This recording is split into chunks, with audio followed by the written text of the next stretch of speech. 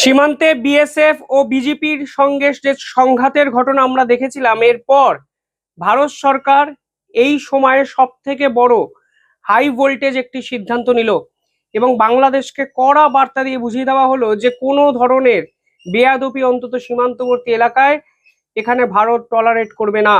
উল্টে অনুপ্রবেশকারী ইস্যুতে ভারতের স্বরাষ্ট্র মন্ত্রকের পক্ষ থেকে এক অভিনব সিদ্ধান্ত নেওয়া হয়েছে, যা ইতিহাসে এই প্রথমবারের জন্য কিন্তু করা হয়েছে। অর্থাৎ বিজেপি যেভাবে দিনের পর দিন বিএসএফ কে কাঁটাতার দেওয়াকে কেন্দ্র করে সংঘাতে জড়িয়ে ফেলার একটা আমন্ত্রণ জানাচ্ছে, সেই সংঘাতপূর্ণ পরিস্থিতিকে কড়া হাতে দমন করার একটা সিদ্ধান্ত ভারত সরকারের পক্ষ থেকে কিন্তু এখানে নেওয়া হয়েছে। কালকে ভারত সরকার অত্যন্ত গুরুত্বপূর্ণ এবং নজিরবিহীন এক পদক্ষেপ নিয়েছে। দেশের বিভিন্ন জায়গায় যেখানে অস্বাভাবিকভাবে জনসংখ্যা বৃদ্ধি পেয়েছে, অর্থাৎ ডেমোগ্রাফিক্যাল যে চেঞ্জ ভারত সরকারের তথ্যে ধরা পড়েছে, ঠিক খতিয়ে দেখতে সেই পার্টিকুলার জায়গাগুলো সেখানে একটি উচ্চ পর্যায়ের শক্তিশালী কমিটি তৈরি করা হয়েছে, high level committee on demographic change, যা শর্ট ফ্রম HLCDC। এই কমিটি আমাদের সীমান্তবর্তী অঞ্চলে সরাসরি যাবে, বিএসএফ এর সঙ্গে কথা বলবে এবং বিজেপি ঠিক কি কারণে বাধা সৃষ্টি করেছে সেটা দেখার পাশাপাশি এই অঞ্চলে জনসংখ্যা কেন বেড়েছে হঠাৎ করে, এর পিছনে কারণগুলো কি, সমস্ত বিষয় কিন্তু এই কমিটি শীর্ষ নেতৃত্বের কাছে কিন্তু একটি রিপোর্ট দেবে।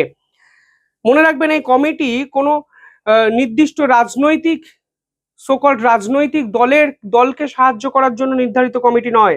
স্বরাষ্ট্রমন্ত্রী অমিত শাহ স্পষ্ট ভাষায় জানিয়েছেন যে বেআইনি অনুপ্রবেশকারী ও সীমান্ত এলাকায় জনবিন্যাসের এই দ্রুত বদল ভারতের সংস্কৃতি, ইতিহাস, ভূগোল সমস্ত কিছু যে বদলে যেতে শুরু করেছে, তা আসলে ভারতের বড় বিপদ এবং সেই বিপদ আটকাতেই এই কমিটি তৈরি করা হয়েছে। এবং বিজেপি দিনের পর দিন যেভাবে পয়সা নিয়ে অনুপ্রবেশকারী ভারতবর্ষে ঢুকিয়ে দিয়েছে, সে বিষয়েও কিন্তু এই কমিটি খতিয়ে তদন্ত করবে।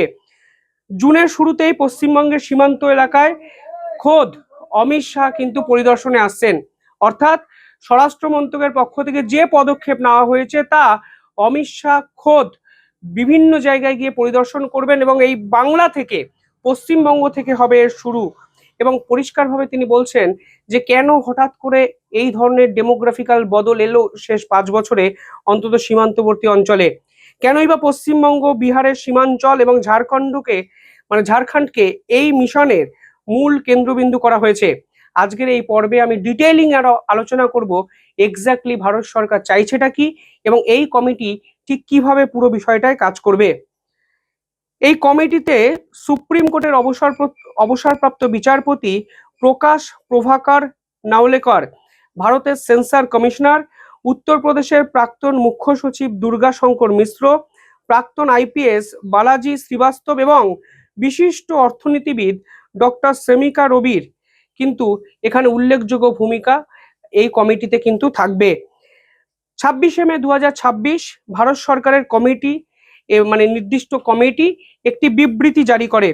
সেই বিবৃতিতে পরিষ্কার বলা হচ্ছে যে এই কমিটি কোনো রাজনৈতিক প্যানেল নয়, সুপ্রিম কোর্টের অবসরপ্রাপ্ত বিচারপতি নেতৃত্বে এই কমিটি কিন্তু তৈরি করা হয়েছে, যেখানে নিরাপত্তা বিশেষজ্ঞ এবং অর্থনীতিবিদরাও কিন্তু থাকবেন।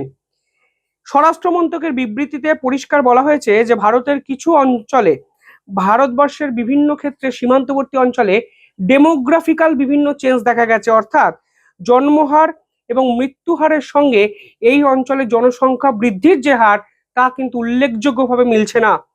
এর পিছনে রয়েছে এক্সটার্নাল অ্যাবনর্মাল ফ্যাক্টরস, অর্থাৎ বাহ্যিক একাধিক ফ্যাক্টরস, যা কিন্তু সরাসরি বেআইনি অনুপ্রবেশের সঙ্গে সম্পর্কযুক্ত। এই কমিটিকে মাত্র 1 বছরের একটি সময়সীমা দেওয়া হয়েছে এবং 1 বছরের মধ্যে তাদের নির্দেশ দেওয়া হয়েছে যে চূড়ান্ত রিপোর্ট তারা যেন স্বরাষ্ট্র মন্ত্রককে সাবমিট করে। তারা প্রথমে কি কি জিনিস দেখবে?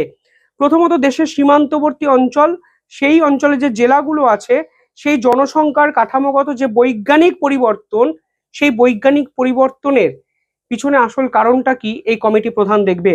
দ্বিতীয়ত বেআইনি অনুপ্রবেশকারীদের আইনি ও নির্দিষ্ট সময়সীমার মধ্যে চিহ্নিতকরণ এবং ডিটেনশন এবং ডিপোর্টেশন করার জন্য একটি স্থায়ী কাঠামোগত একটি পরিবর্তন ভারত সরকার আনতে চাইছে, তা কিন্তু এই কমিটি করবে।